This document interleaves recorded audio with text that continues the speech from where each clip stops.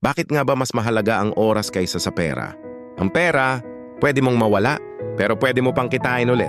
Pero ang oras, kapag lumipas na, hindi na bumabalik. Isipin mo ito, pwede kang magtrabaho buong buhay mo para yumaman, pero hindi mo na mabibili.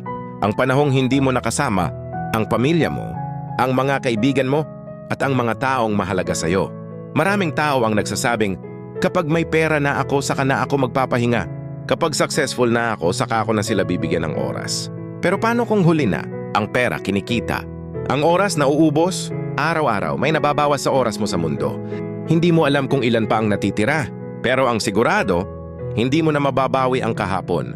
Kaya mahalaga ang oras dahil ito ang puhunan mo sa lahat ng bagay, sa pangarap mo, sa relasyon mo, sa kaligayahan mo, at sa buhay mo mismo. Hindi masamang maghangad ng pera.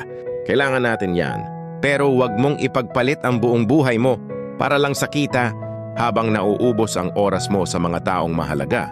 Sa huli, hindi mo bibilangin kung gaano ka kayaman, bibilangin mo kung gaano ka nabuhay, kung gaano ka tumawa, kung gaano ka nagmahal, kung gaano mo sinulit ang bawat sandali. Dahil ang pera, nauubos at napapalitan. Pero ang oras, kapag nawala, wala nang kapalit.